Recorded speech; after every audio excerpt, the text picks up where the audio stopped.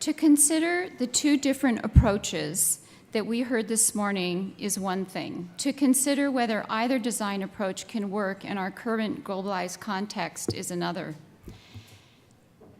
How can any lessons from Chicago's past be applied in a city that, as it becomes more like other cities, becomes less like itself? Our next speaker, Robert Adam, is a classical architect by training and practice. His 2012 book on globalization of modern architecture showed how historical and economic forces shape the contemporary architectural scene. The insights contained there provide crucial context for any consideration of how the Chicago tradition in architecture might be applied in our current cultural context. Robert is a director of Adam Architecture of Winchester in London, where he works with clients on a range of projects, including private houses, extensions to historic buildings, and public and commercial buildings.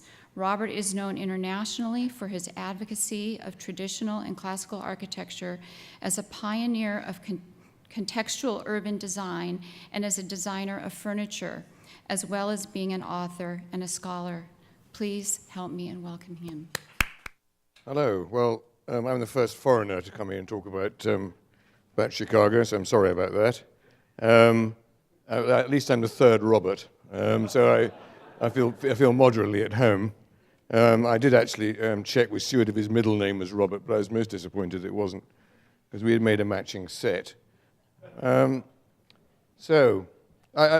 basic premise of a lot of my writing is that architecture is not a primary activity, it's a secondary or tertiary activity after politics, economics, and social change. And so a little bit of that will come through in this. So let me start with Chicago in the 1870s. The second largest city in the States, fastest growing city in the world in a subsequent period. But 1870s were not a good time. There was the first Great Fire of 1871, the second fire of 1874, and 1873 to 79 there was a long recession. And so really from about 1880, what must have been an absolutely staggering construction program, there must have been construction taking everywhere at that time, for this enormously fast-growing, aggressive commercial city. It's always interesting to remember that, some of the photographs that Bob number one showed of the 1830s, that was within living memory. I mean, people would have remembered that. It's a very sobering thought that they would have remembered the sort of muddy river creek and what it had become. And so you have this staggering building program. I mean, combined of mud. You know, you could, not like New York, you weren't building on rock. You had pad foundations, you had the steel frame, and you had actually the Northwestern Terracotta Company, which I think was founded in the 1870s. I mean, all of these things come together. But of course, they come together and produce what I think we'll recognize as something that was very distinctive to Chicago. And as Robert Brueggemann showed, of course, it was not just that. It just is that this was the thing that was particularly distinctive and that was well recognized. I mean, these slides, I'm afraid, we repeat some of the people's slides. I'm sorry, but that's going to happen today. Home Insurance Building, the top left, the Marquette Building, Holabird & Roche on the second, on the right, and then Chicago Stock Exchange, Adler & Sullivan, and the McClurg Building by Holabird & Roche in 1899. Of course, I think it's been well documented, and maybe by Robert Brueggemann, amongst others, this was not called the Chicago School at the time. This is called the commercial style, because that's exactly what it was. And Montgomery Schuller, writing at that time, said, frankly accepted, I quote, the conditions imposed by the speculator because they really are imposed and there's no getting away from them if one would win and keep the reputation of a practical architect. I mean, this was a commercially aggressive city. So that's the background which other people have painted, and so I'll just pause on that. But as has also been recognized, in Europe, other things were happening. I mean, it's fair to say, we concentrate on this as the other things that are happening in Europe, but this was a tiny, tiny minority of what was actually happening. It just is that art history tends to concentrate on this. I'll get back to that art historical point later. But it was happening, and some of the ruling regimes in Central and Southern Europe weren't terribly fond of it. So here we have, on the top left is Mies van der Rohe's Reichsbank design, Walter Gropius's Bauhaus building on the top right, the Barcelona Pavilion. Interestingly, a photograph not of the facsimile, which is currently on site, but of the original. And you'll notice there the shadows of the row of Corinthian columns, which directly aligned with the Barcelona Pavilion, to which, of course, Mies van der must have recognized he was making some reference. They're not there now, of course, because that would spoil the story. And then Le Corbusier's Maison Guillette in 1926. So things were happening in Europe, not that popular in some fields and very much a minority activity. But this was radical, and people accepted it was radical, and it was also intended to be socially reforming and had a very strong socialist subtext. And a bit of this was happening in the United States as well. I mean, the whole story, this is not the talk of Frank Lloyd Wright, is an outrider in all of this. I actually think that he belongs to national romanticism more than anything else. But he was hero worshipped by these radicals in Europe, and Frank Lloyd Wright was never short of wanting to be hero worshipped. So basically, I just think he took that on board. But William Massey's, I don't know how you pronounce that here, the PSFS building in Philadelphia in 1932, and Rudolf Schindler's Lovell Beach House. These, in fact, were recent emigres from Europe, interestingly. So, of course, these things came together, and I think this is a point that's been made by others, which I'm going to make again. When the point about the problem with the radicalism and something that was supposed to be starting, it was specifically said we're sort of starting from scratch, is that when particularly the sort of German art historical tradition came into this, this was a problem because art historians want to find history, and they want to find lineage, and in trying to find a lineage and trying to find something in which they could say, yes, actually, I know we're being radical, but really we have a lineage because that's what art historians do. As we've already heard, they did turn to the commercial school of Chicago, which they turned into the first Chicago school. And here are some of the publications. The dates are interesting. Siegfried Gieden, a Swiss art historian, juxtaposed William Le Barangeni's Leiter building and Corbusier's Maison Carrée. I mean, there are lots of examples of this, but it sort of makes the point. And interestingly, Nicholas Pevsner, in his Pioneers of Modern Design, he called the Wainwright building, Sullivan's Wainwright building, I quote, a milestone in the evolution of the modern movement. I'm not sure Sullivan would have thought that, but never mind. That's what he considered it to be. And I'm very grateful for Robert Brugman's exposition of what happened later to the Burnham and Root monodoc block, because Pevsner considered it to be entirely of a new age. Well, clearly at the time they didn't, because they were quite anxious. I'm very grateful for the point. They decided to rework it and make it a bit more conventional when they had another go. So what we have here, interestingly, is an invented tradition. We have someone trying to establish a tradition out of something that is modern in order to anchor it somehow in art history. Significantly, in the early 20th century, a German discipline. And the other interesting thing is how whole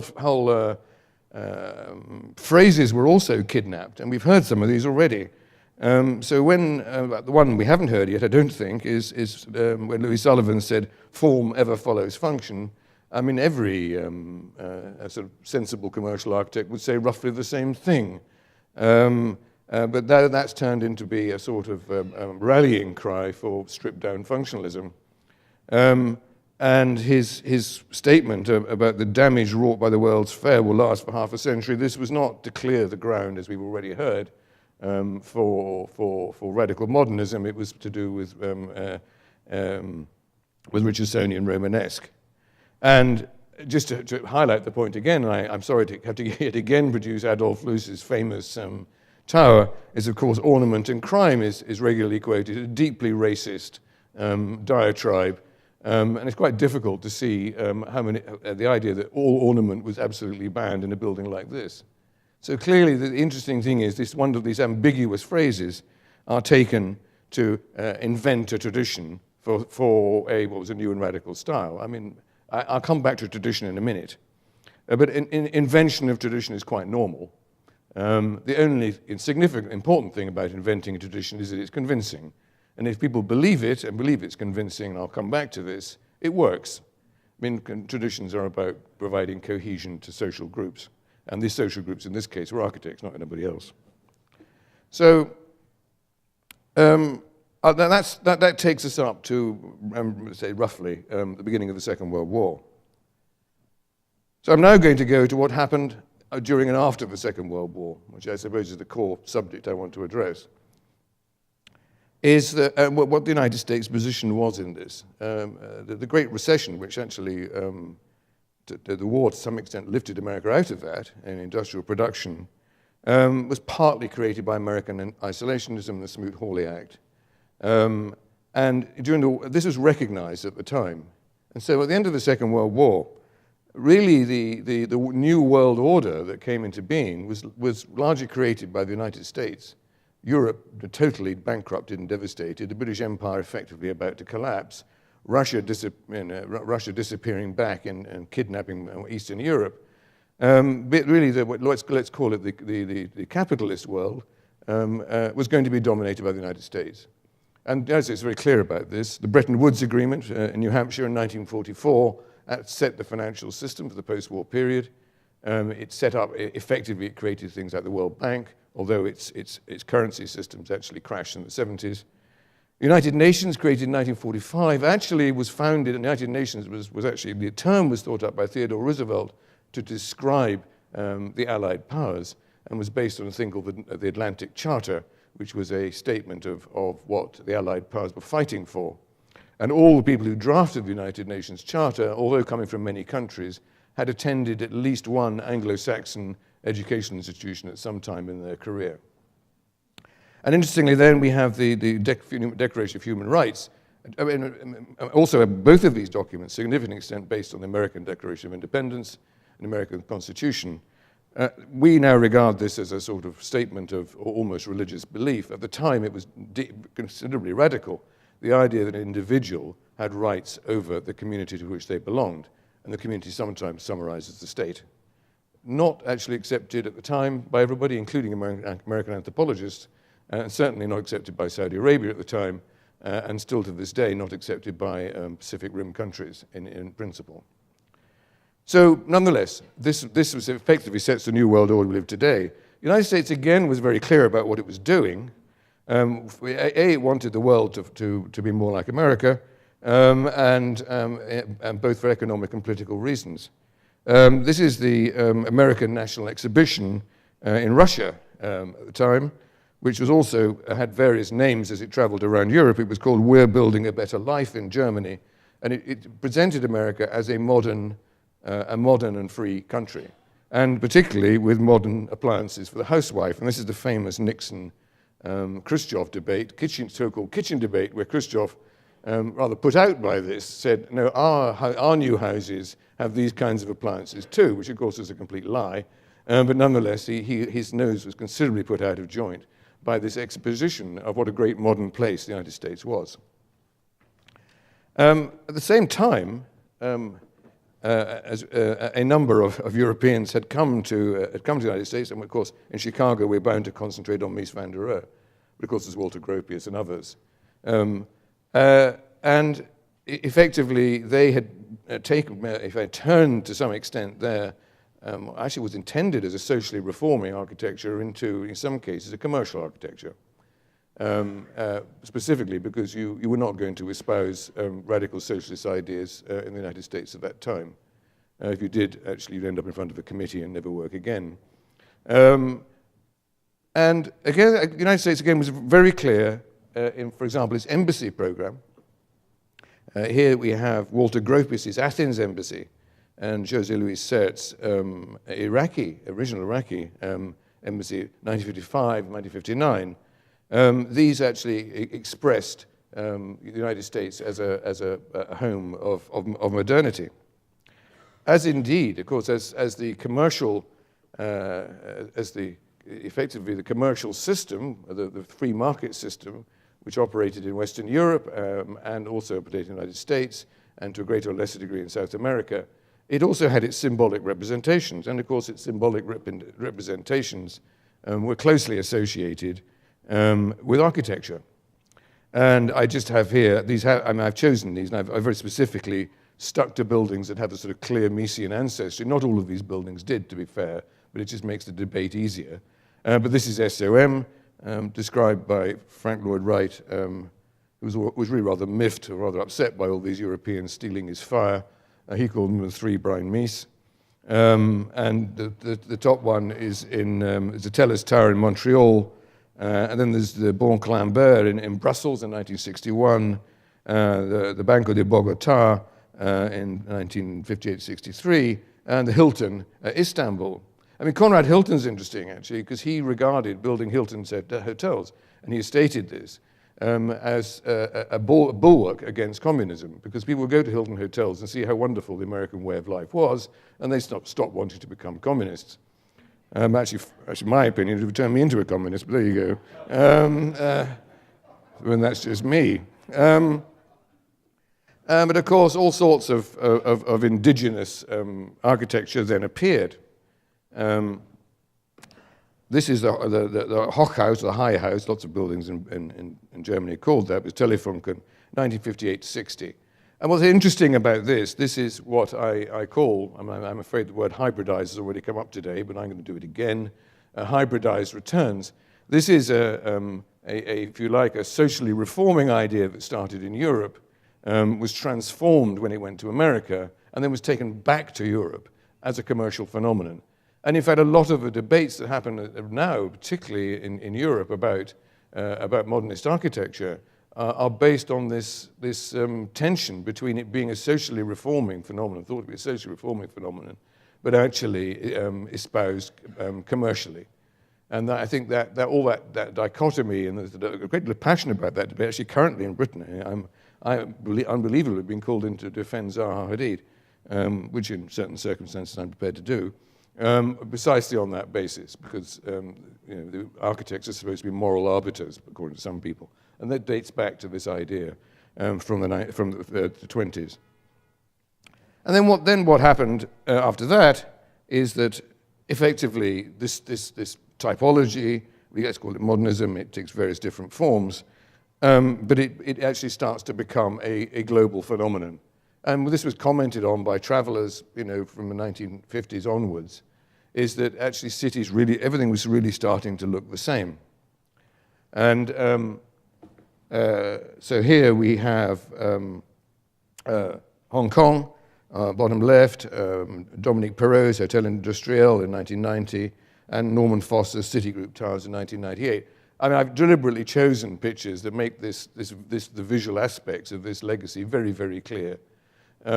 These are all in a direct line of succession from these works from the 1950s. I mean, I've cancelled out for the ease of discussion that little blip called postmodernism.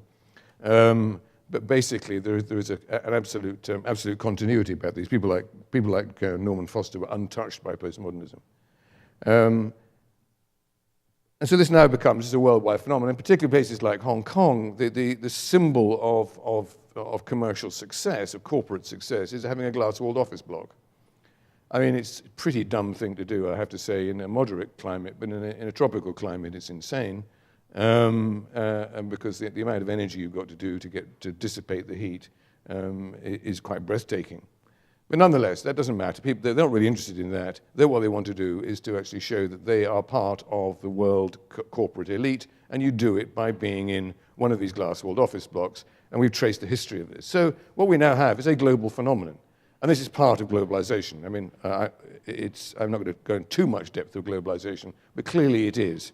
But this globalization was led, and continues to be led, although there's a whole other debate as to whether it still is, continues to be led by what I call North Atlantic culture. I show pictures of the G20. Everyone in the G20 is wearing roughly what I'm wearing, a suit, a shirt, and a tie. I mean, one wonders why. Because actually that is also a symbol of belonging to the financial world, and that includes the chairman of the Chinese Communist Party.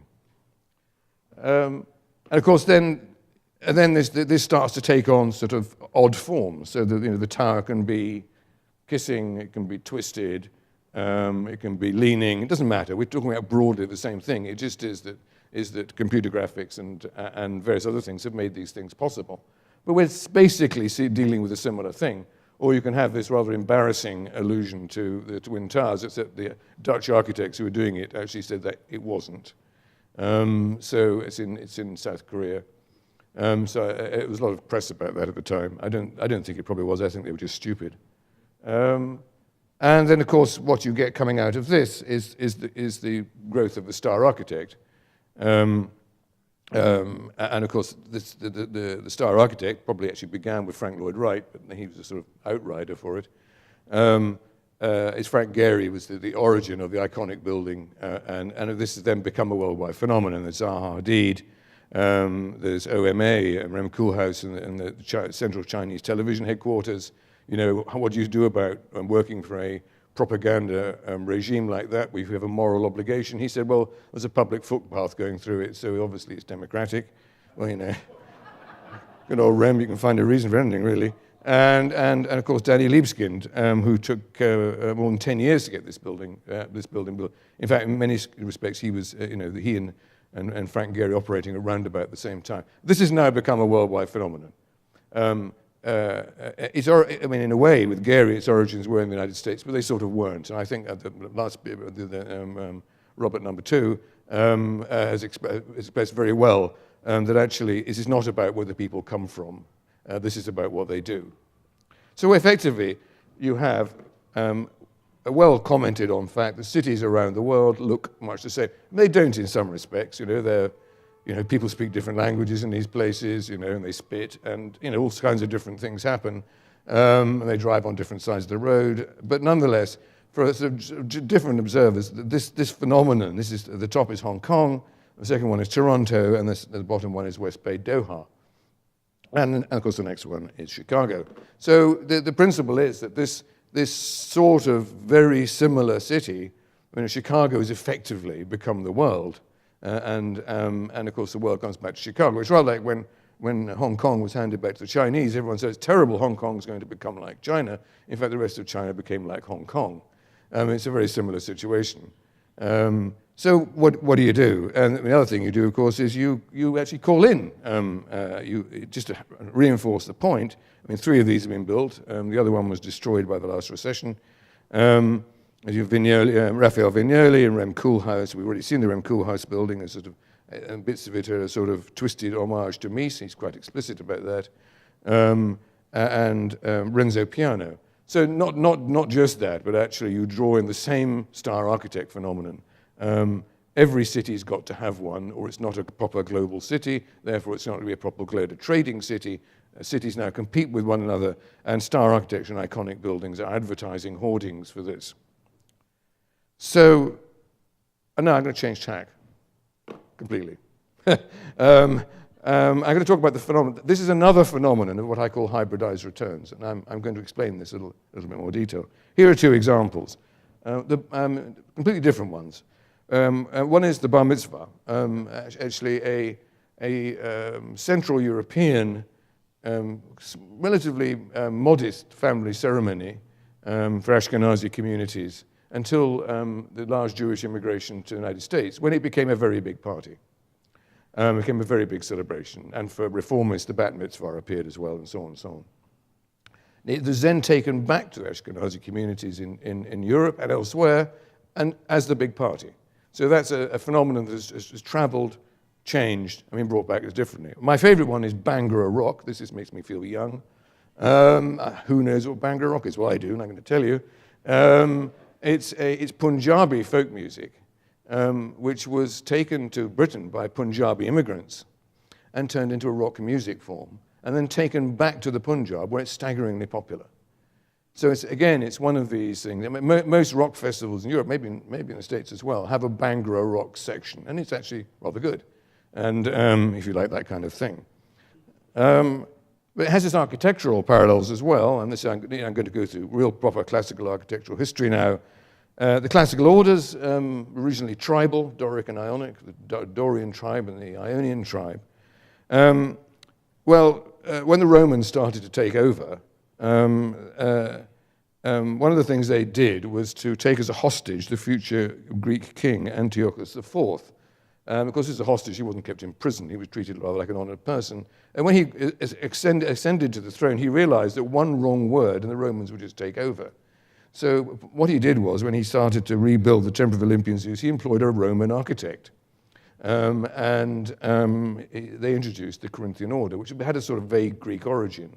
And this is another interesting example of the classical orders which were taken to Rome. They were then, the Corinthian ones were sort of exaggerated and taken on, then brought back to Greece.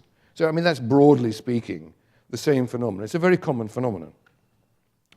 So what I'm going to roll out that, having explained that rather complex thing, and if you buy my book on globalization and modern architecture, please do. I want some royalties. It'll explain it in more detail. One thing I didn't notice is actually that we talked about tradition a lot. I mean, what is tradition? We talk about it very glibly, and we take the Latin, traditio, passing on, and so on and so on. Actually, it's woven into our lives every day. It seems that when we want to get a university degree, we have to wear very obscure and quite bizarre versions of 17th century clerical dress. And this is worldwide and quite extraordinary. This is sort of European clerical dress, sort of formalized.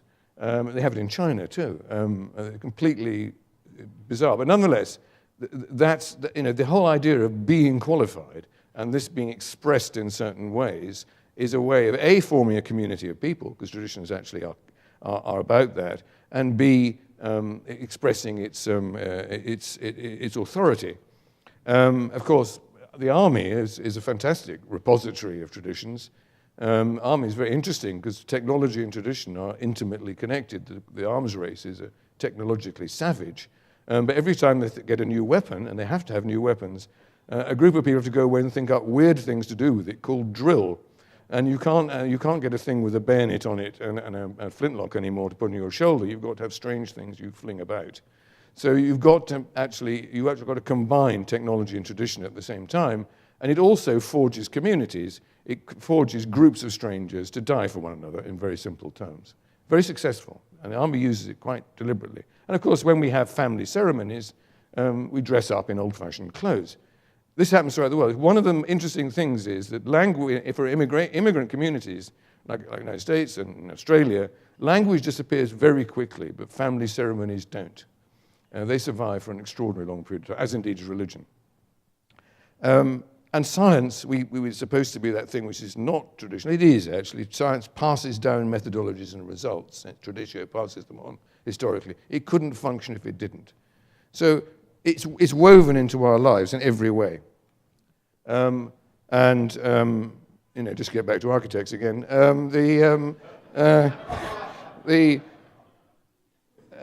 when people have tried to analyze whether chimpanzees have culture, the way they do it is to find out if they've got traditions, exclusive activities relative to a group.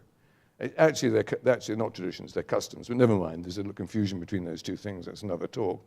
And when you identify civilizations in archaeology, when you don't have things like DNA to test, you use traditional artifacts, spelled with an E, traditional artifacts, to actually identify. This is the Beaker people, and they're called the Beaker people because they have a distinctive tradition of pottery.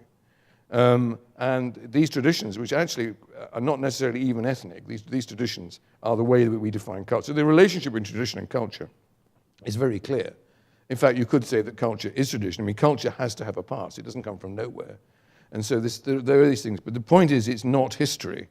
History is fixed. It's there. You can reinterpret it. But traditions move on and develop as time goes on. They just retain their relationship with the past. But of course, they can invent their relationship with the past, as we've already seen.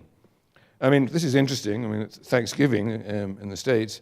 It only became a formal public holiday in 1863, which is sort of 200 years after the event.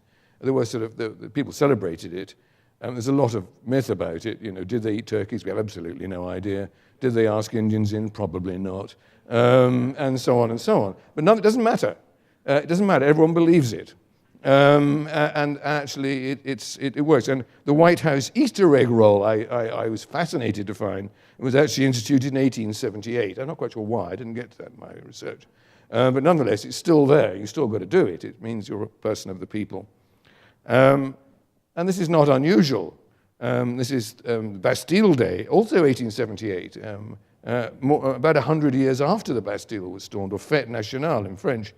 But the point is, it has a convincing ancestry, even if this one is quite genuine. There was a storming of the Bastille. We know when it was, and so on, but, you know, it's a bit of trouble in between. And the same with Thanksgiving, we roughly know, but I mean, it doesn't matter. So what happened, of course, with the appropriation of commercial style to become the first Chicago style was an invented tradition. And people were convinced by it. When I first came to Chicago in the 70s, I was shocked to see Sullivan's store, how decorated it was, because all the books I'd ever seen it in were sort of fuzzy and had sort of black and white photographs and tended to concentrate on the walls. And I suddenly realized, no, this is odd. I don't really quite understand this. One of the interesting ones, this is the European Court of Human Rights, which was actually instituted in 1959, but for some reason the judges have to wear strange clothing, probably derived from Belgian judicial clothing. Again, judges have to wear strange clothing, and in Britain they wear wigs, it's even stranger, in order to give them authority, because it actually gives them the authority of tradition. It gives them some cultural authority. And of course, it's very much to do with cultural identity in various forms. And of course, it's very often symbolic. It usually is symbolic. It's not. If it was wholly practical, it couldn't be a tradition. It has to have some decorative or symbolic role. And as I say, it is woven into our everyday lives. I mean, the fact that I'm standing here wearing something with buttons on my lapels and this kind of thing is actually the reason is because someone called Beau Brummel invented this in 1830 when Britain was at the height of its power. And I know anyone wearing jeans here? No, it's a gentleman's club. You don't really wear jeans here. But why do most people wear blue jeans? Is because the importance of American culture in the post-war period. You know, in our everyday lives are permeated by these cultural expressions. We don't really think about it, but they are.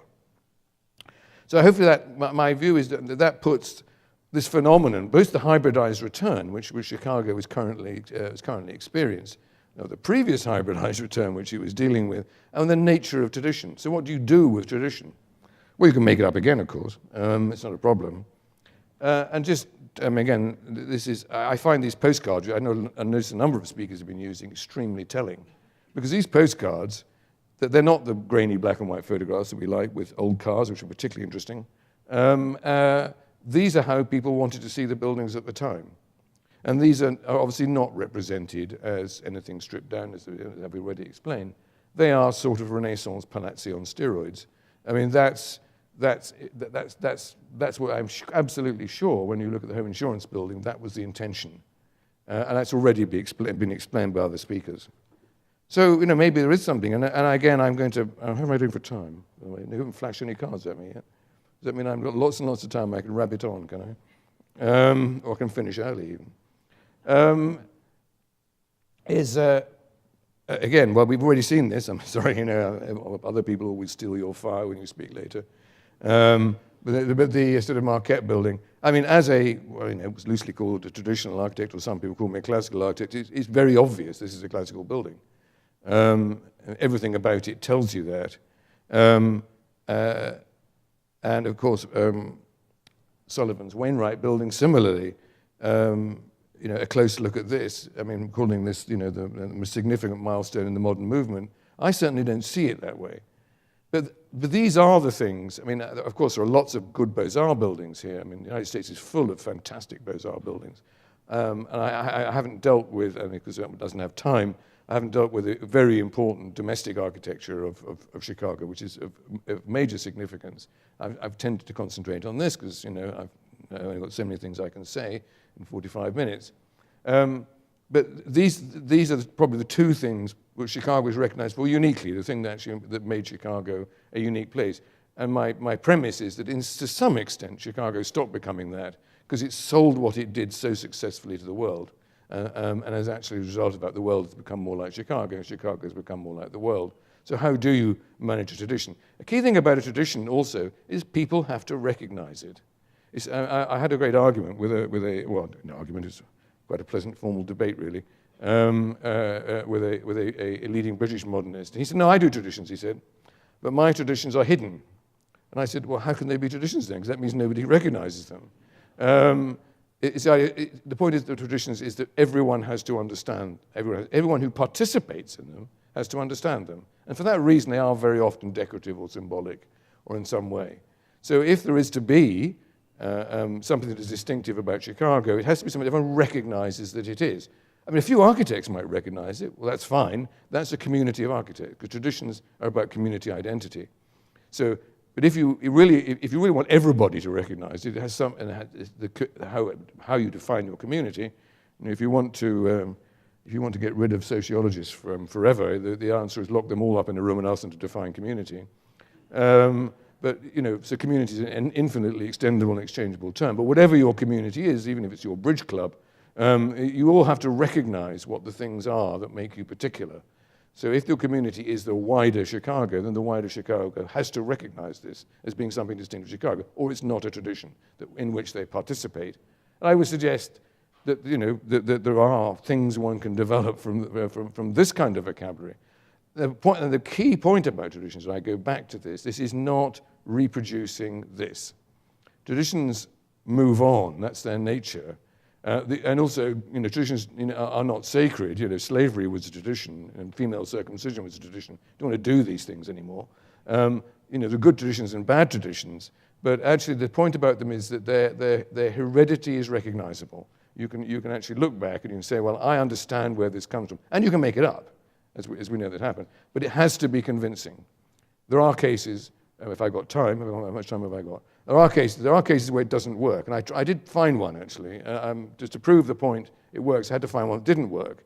And it was Nixon again, back to Nixon, but this time he was president, who traveled around the world, and his foreign policy being more successful than his home policy. And everywhere he went, he was met with guards dressed in shakos and busbies and cuirasses and big boots, and this is fantastic. Why don't we have that for the White House? So he sent off to a clothing designer to produce something that looked rather like toy soldiers. And he only used them once. I think it was in 1971. Harold Wilson, and the British Prime Minister, came, and everyone laughed so much they quietly withdrew them because they had no convincing heritage. They were clearly made up. If he'd actually sort of done some pre-Civil War or possibly post-Civil War uniform and done that, they would have they'd have a convincing heritage, but they didn't. So they now, I think they went to the Ohio Marching State Band or something, I can't think like that. They were actually sold off. A few still exist in museums. So again, you can't just make it up from anywhere. It has to have a convincing history. So, as I say, this is a common confusion about tradition. It is the past. It's not the past. It's the way the past lives in the present. And we all have it. And we all dress in it, we all live in it. So why shouldn't architecture participate in it? And you know, perhaps, forgive me, I'm not from Chicago. Unless some enlightened person employs me, I'm not going to build in Chicago. But nonetheless, the principle exists that if there is to be a continuing Chicago tradition, it has to be recognized as being specifically from Chicago, not just by a coterie of architects or art historians, but by people generally. Otherwise, they won't participate in it. And finally, I know I've got a thumbs up for finally. See, I'm really good at timing. I think just an interesting art historical point. I think when you start to look at the commercial style, I think the better time to look at is a whole series of architecture which occurred at round about this time, which were inventive and very often nationally specific. And in these cases, they are loosely called traditional. So the Zizakal house by Joseph Plečnik. Plečnik was a Slavic nationalist, interestingly enough. Or Glasgow in Greek Thompson, that's Grecian Chambers. As a Wainwright building, I put, because it, again, belongs to this family, in my opinion. And there's this very broad movement, a nationalizing movement to some extent, at the end of the 19th century, beginning of the 20th century, and Stockholm Concert Hall by Ivar Tengbom, 1926.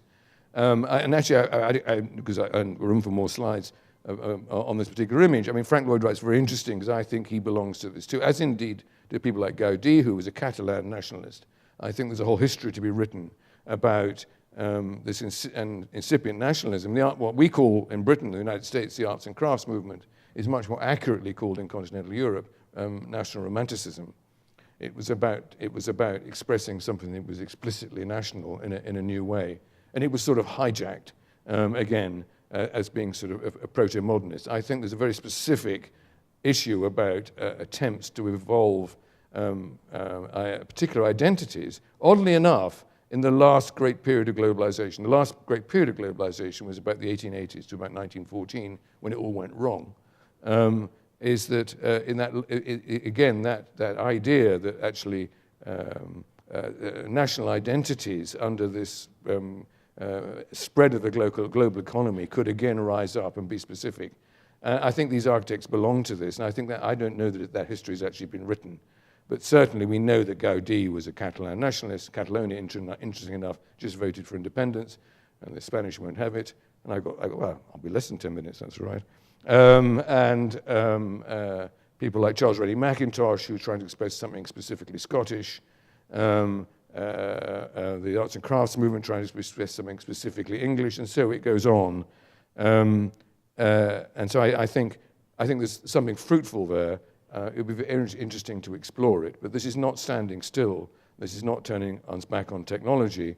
This is actually moving on, but understanding that what you're doing is actually anchored and has its place in the past, which is recognizable by the whole community.